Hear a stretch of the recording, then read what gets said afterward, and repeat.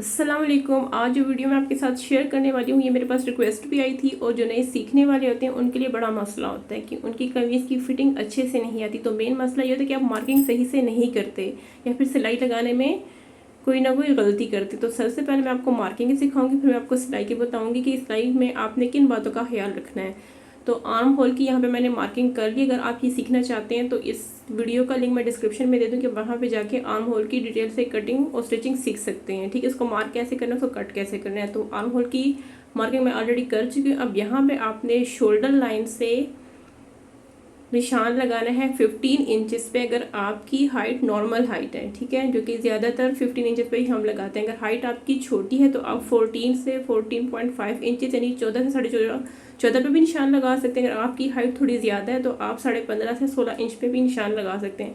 लेकिन जो normal use होता है वो 15 इंच पे ही यूज़ होता है, जो कि नॉर्मल हाइट होती है ज़्यादातर लोगों की। ठीक है, हाइट कम है तो आप उसको 14 से 14.5 पे भी मार्क कर सकते हैं, ज़्यादा है तो आप 15.5 से 16 पे मार्क कर सकते हैं। यहाँ पे मेरे पास नॉर्मल हाइट की शर्ट है तो यहाँ पे मैं निशान लगा लूँगी 15 इंचेस पे शोल्डर लाइन से। ठीक है, जो ऊपर तीर आपने मार्क किया होता है वहाँ से 15 इंचेस पे इस तरह से मार्क लगा लेना है और इस लाइन को बढ़ा लेना है। चाहे तो पूरी शर्ट पे बढ़ा लें, मैंने यहाँ पे इस तरह से निशान लगा दिया है। ठीक है, आप इसको पूरी की पूरी शर्ट पे भी इस तरह से लगा सकते हैं। अब ये मार्किंग आ गई हमारे पास।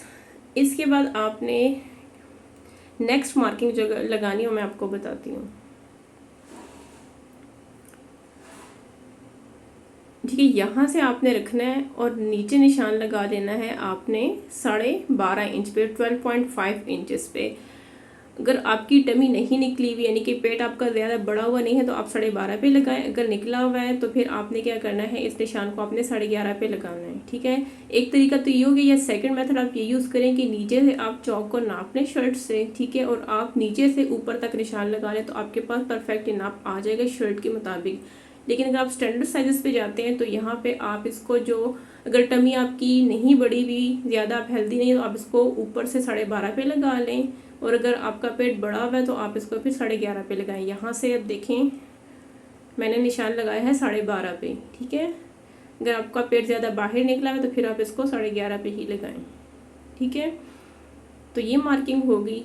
अगर यहाँ से आपको थोड़ा मसला आ रहा हो समझने में तो फिर आप क्या करें कि नाप वाली शर्ट लें, चाक उसके नाप लें और नीचे से आप ऊपर तक निशान लगा लें तो आपके पास जो हिप लाइन का निशान है वो आ जाएगा।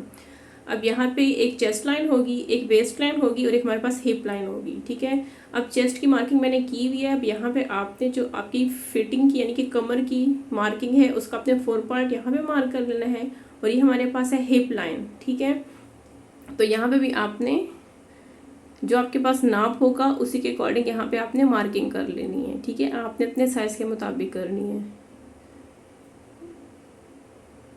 अब यहाँ पे आप इन लाइंस को चाहे बढ़ा लें अगर आपको थोड़ा मसला है समझने में,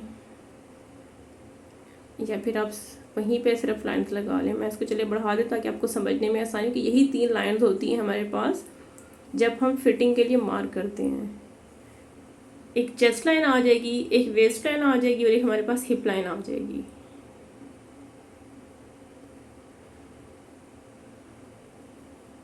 अब जो पॉइंट्स मेरे पास आगे थे इस तरह से इनको आपस में ज्वाइन कर लेना है। अब इसकी ज्वाइनिंग में भी आपने इसकी नोक यहाँ पे नहीं बनानी, मैं आपको भी समझाती हूँ। पहले इसको मैं मार्क कर लूँ, इन पॉइंट्स को आपस में इस तरह से मिला लेना है। अब कुछ लोग क्या करते हैं यहाँ पे नोक सी बना देते हैं, तो यहाँ पे आपने नोक नहीं बनानी बल्कि इसको आपने गोलाई में शेप देनी है। ठीक है, ये देखें अब ये मार्किंग होगी। अब जो यहाँ पे निशान है ना इसको आप इस से हल्की सी गोलाई दे दें। इसकी आपने नोक नहीं बनानी क्योंकि इन्हीं लाइंस के ऊपर हमने सिलाई लगानी होती है, तो कुछ लोग इसकी ज़्यादा ही नोक बना देते हैं। और यहाँ से आपने थोड़ा सा इसको स्ट्रेट रखना है ताकि यहाँ से इसके कोने बाहर को ना निकलें। अब ये मार्किंग तो होगी। अब नीचे से हम निशान लगा लें जितना हमने दामन रखना है, ताकि मैं आपको कटिंग भी समझा सकूं कि कटिंग करने के बाद आपने यहाँ पे कुछ पॉइंट्स को जहन में रखना है ताकि जब आप सिलाई लगाएं तो आपकी सिलाई आगे पीछे ना हो और फिटिंग में आपकी मसला ना आए। तो पहले मैं इसको मार्क कर लूँ, फिर मैं आपको कटिंग करके बताती हूँ कि इसके बाद आपने क्या चीज़ें अपने जहन में रख इसकी कटिंग करनी है ताकि सिलाई आपकी परफेक्टली लगे और फिटिंग आपकी शर्ट की अच्छे से आए। अब यहाँ पे देखिए मार्किंग पूरी शर्ट की कंप्लीट हो गई। अब इसकी हम कटिंग कर लेते हैं।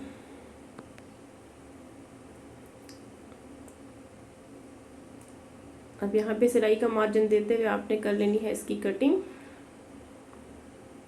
ये फोल्डिंग का मार्जिन हो गया और ऊपर आ जाएगी हमारे पास सिलाई का मार्जिन जितना आप रखना चाहते हैं।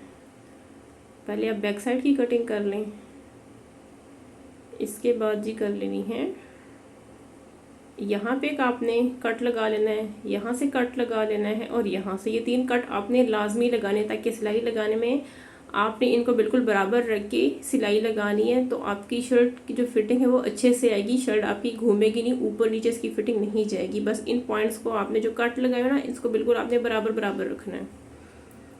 तो ये कट लगाना ज़रूरी है।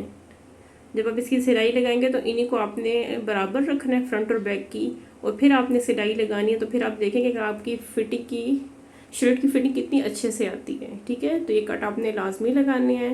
जब सिलाई लगाएंगे इनको आपस में बराबर रखना है।